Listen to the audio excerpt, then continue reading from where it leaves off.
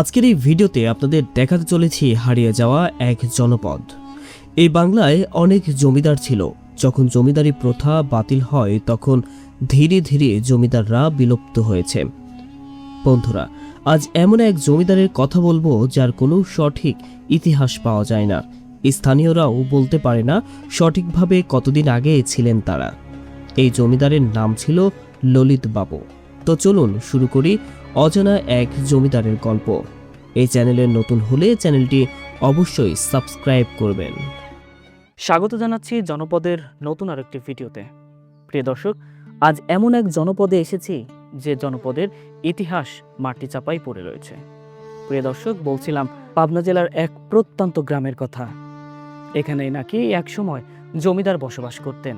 কালের পরিক্রমায় এই বাড়িটি আছে, কিন্তু আজ তাদের চিহ্নটুকুও নাই। যে বিল্ডিং এর সামনে আমি দাঁড়িয়ে আছি, যে ইমারত, সেই ইমারতটি ধীরে ধীরে ভাঙতে ভাঙতে শেষ হয়ে যাচ্ছে। এই ইমারতটির বয়স আনুমানিক 150 বছর হবে। এখানকার স্থানীয় যারা রয়েছেন তারাও সঠিকভাবে এর তথ্য দিতে পারে না। তাই আমরা আজকে ঘুরবো এই অঞ্চলটি এবং এখানকার ইতিহাস তুলে ধরার চেষ্টা করব। প্রিয় দর্শক, জনপদের সাথে আছি আমি সাগর আহমেদ। তো চলুন শুরু করা যাক আজকের এই ভিডিও।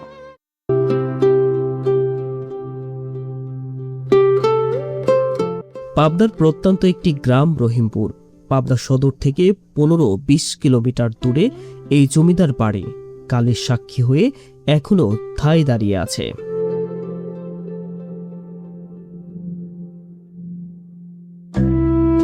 শোনা যায় দিনের বেলাতেও এখানে কেউ যায় না, আর তো গভীর রাতে বড় বড় সাপের উপদ্রব লক্ষ্য করা যায়। এই স্থানীয়রাও অনেকবার দেখেছেন। এই দেওয়ালগুলো তো দেখলেই বোঝা যায় কত বছরের পুরনো এই জমিদার বাড়িটি। আপনার আনুমানিক বয়স কতদিন হবে? তাও 70 পারে গেছে আর কি। এখানে যে বাড়িটা আছে, আসলে মূলত এই বাড়িটা কার ছিল? ছিল ওই ললিত বাবুর ছিল। ললিত বাবু, তিনি এখানে কি করতেন? কোনো জমিদার ছিলেন নাকি? ও শুনছি যে ওর এক রাতে একবার আইছিল, একবার আসে খুলে জমিদারি ছিল। জমিদারি ছিল। হ্যাঁ, তাতে মাথা যায় না, না দিয়ে নিলে মা যায়। সে ললিত বাবু কি মারা গেছিল না এই দেশ ছেড়ে অন্য কোনো দেশে চলে গেছিল? এই দেশে আর মারা গেছে কিনা তো অতটুকু আমি জানি না। আমরা তার অনেক পরে কিনেছি। আপনি পরবর্তীতে এটা কিনে রাখছেন। তাতে যখন হচ্ছে উনি বিক্রি করে দিক বা থুয়ে চলে যাক, তারপরে ব্যবহার করতো কি সেই জমিদারের পরে? জমিদার পরে তো ওই লেগা অনেকদিন পরেই থাকে। আবার যে নিলামে ইয়া যায়, বিক্রি হয়, আস্তে আস্তে বিক্রি হতে হতে চাল বেচার পরে আমার কাছে। মানে 4 বছর পরে আপনি নিছেন? 5 বারের বার না 4 বারের বার আপনি নিছেন? 4 বারের বার। 4 বারের বার নিছেন। তাতে এখানে কি আপনি কোনো সময় বসবাস করছেন? হ্যাঁ, আল্লাহর কাছে আর 50-এর উপর উঠেছে। না, এই ঘরে যে ঘরটা আপনার পিছনে আছে, এই ঘরে কি কখনো আপনি থাকছেন? এই ঘরে ভাঙাচোরা ছিল তো, কিছুদিন থাকতে। এই ভাঙা অবস্থায় আপনি কিনছেন? না, ভাঙা অবস্থা কিনছি। হয় ভাঙা অবস্থায় কিনে কিছুদিন থাকার পরে এখন আর এটা ব্যবহার করা যায়? ওই একটা রুমই থাকা যাচ্ছে, তাছাড়া কোনো রুমে থাকা যায় না, থাকা যাচ্ছে না। আচ্ছা, তাদের কি কোনো উত্তরসূরি এখনো এই জায়গায় আসে ঘুরতে ফিরতে? না না না, তারা কেউ আসেন না? এটা কি কোনো সরকারের আয়ত্ত কখনো গেছিল? না, এটা যায় না, এখন শুধু আপনার মালিকানাতেই আছে। আপনার এই জায়গার নামটা কি? রহিমপুর। রহিমপুর, পাবনা জেলার রহিমপুর না গ্রামের নাম?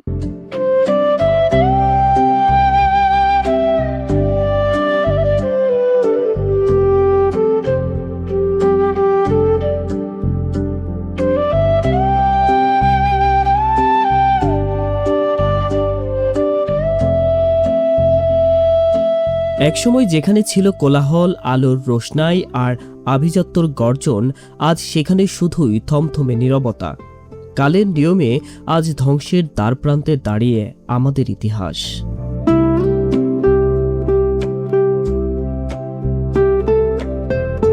দিন দিন ধসে পড়েছে এই শতবর্ষী জমিদার বাড়ির পুরনো ইটগুলো।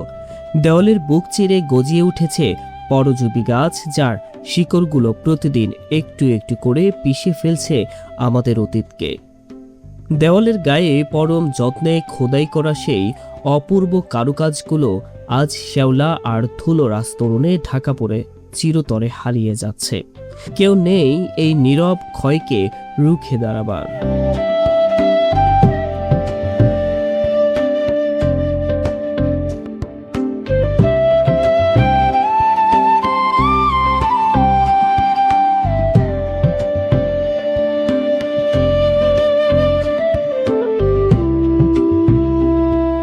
সংস্কার আর অবহেলায় এভাবে যদি আমাদের প্রাচীন ঐতিহ্যগুলো ধুলোয় মিশে যায়, তবে ভবিষ্যৎ প্রজন্মকে আমরা কি দেখাবো?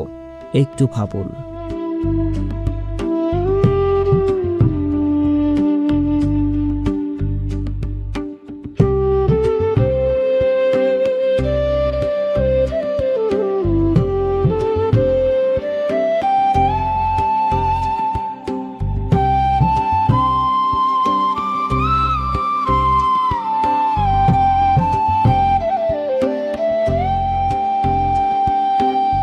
এটা একটা মঠ ছিল, যা প্রাচীন কালের আগে যারা সম্রাট ছিল তাদের বাড়ি ছিল। তোমার ধারণা মতে তুমি কত বছর হতে পারে এটার বয়স? ধরো আমি জন্মের প্রথম থেকেই, মানে আমার শৈশব জীবনের প্রথম থেকেই আমি এই জিনিসটা এইভাবেই দেখতেছি। তো এখানে তুমি কি কখনো দেখছো যে এখানে কেউ বসবাস করতেছে? না, এমনি বসবাস করতে কাউকে দেখি নাই, তবে এই এই জায়গাটা যার, তারা এইটা দেখাশোনা করে, দেখভাল করে। তবে এখানে কারো আগেকার লোকে কারো আসা যাওয়া দেখি নাই। শোনা যায় এখানে নাকি কেউ ভয় পাইছে, এটা কি সত্যি? হ্যাঁ, ভয় পাইছে, তবে শুনতে পাইছি এখানে একটা সাপ আছে, তা অনেকের চোখে পড়েছে কিন্তু কখনো কারো ক্ষতি করে নেই। তো একটা কবিরা সাপুরে এসে বলেছিল, তো এখানে যে সাপটা আছে, যদি তোমরা এর ক্ষতি করো তাহলে তোমারে ক্ষতি করে দিবে, এমনকি এই বাড়িটারও ক্ষতি করে দিবে। তো এটাই আমরা শুনেছি, কিন্তু আমার চোখে কোনোদিন পড়েনি। যতদিন যাচ্ছে এই জায়গাটি আরো ভুতুড়ে হয়ে যাচ্ছে। এখনই যদি এই বাড়িটি সংস্কার না করা যায়, তাহলে ধীরে ধীরে সব শেষ হয়ে যাবে।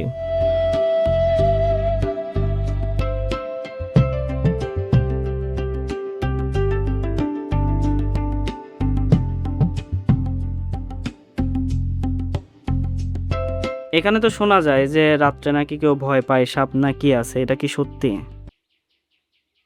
তো এমনি হয়তো ধরো যে সাপ বাড়ায় বাড়ায় একজন কি দুজন দেখতে পারে। আপনি কি দেখছেন? হ্যাঁ? আপনি কি দেখছেন? আমি বেলা কয়দিনই দেখেছি দেখছেন? এই ছোট না বড়? বড় সাপ। অনেক বড়। এটা কোন সময় বেশি দেখা যায়? এই সাপটা ধরো যে সময় গরম পড়ে রোজা, হ্যাঁ, তার ভিতরে বেশি বাড়ায়। রোজার মধ্যে বেশি দেখা যায়। এই ইমারতের বয়স কতদিন হতে পারে আনুমানিক তাও?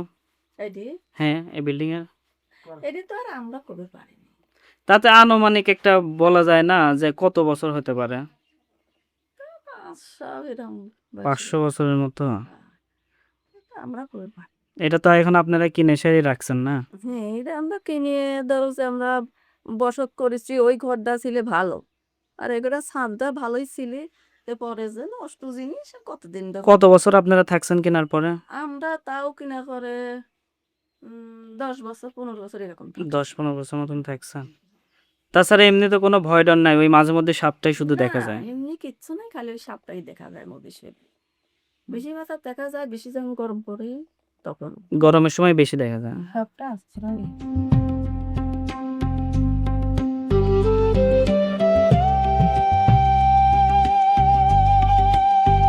সময়ের সাথে সবকিছু পরিবর্তন হয়ে যাচ্ছে। যে এক সময় এখানে কত মানুষেরই না গুঞ্জন হতো, তা আজ নিছকই অন্ধকার এবং আগাছায় এখন বসবাস এই ঘরে।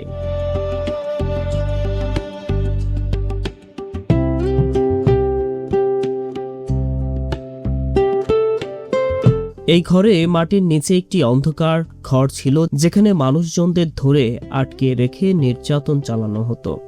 সেই অন্ধকার কক্ষটি আজ মাটি চাপায় পড়ে গেছে।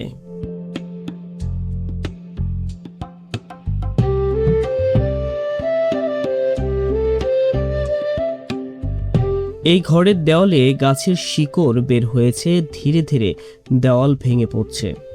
এখানে এখন শুধু বসবাস বিভিন্ন ধরনের পোকামাকড়ের।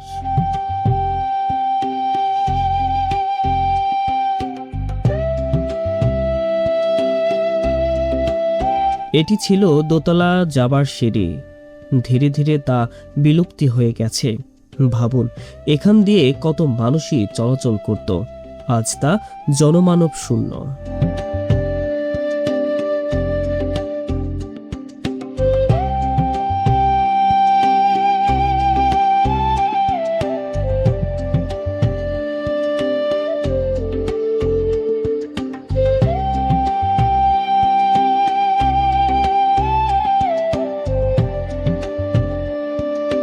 এই রাস্তা দিয়েই একসময় এখানকার যারা বসবাস করতেন তারা দ্বিতীয় তলাতে উঠতেন। দর্শক, যেখান দিয়ে আসলে নামছি এখানে জায়গাটা এতটাই সংকটপূর্ণ যে পা রাখার মতো কোনো অবস্থা নেই। পা রাখতে হলেই এখানে রাখতে হবে বাঁকা করে।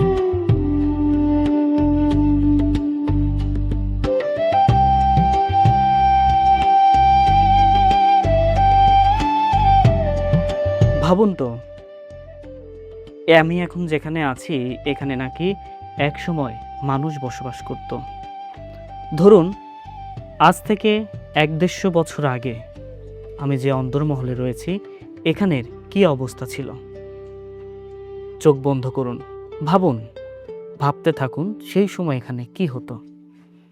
সেই সময় না হয় মানুষের কত গুঞ্জন, মানুষের কত কথা, কত মানুষই না এখানে বসবাস করতেন। প্রিয় দর্শক, কালের পরিক্রমায় আর সময়ের বাস্তবতায় সব আজ হারিয়ে গেছে, শুধু পড়ে রয়েছে তাদের এই স্মৃতিটুকু। জানাতে চাই আপনাদের প্রাচীন সেই ইতিহাস। প্রিয় দর্শক, জনপদের আজকের গল্প এখানে শেষ করব, কিন্তু ফিরে আসব আবারও অন্য কোনো গল্প নিয়ে।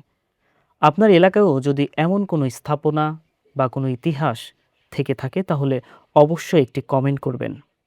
চলে যাব আপনার সেই গ্রামে, সেই অঞ্চলে, তুলে ধরব আপনাকে এবং আপনার সেই এলাকার প্রাচীন কোনো স্থাপনাকে।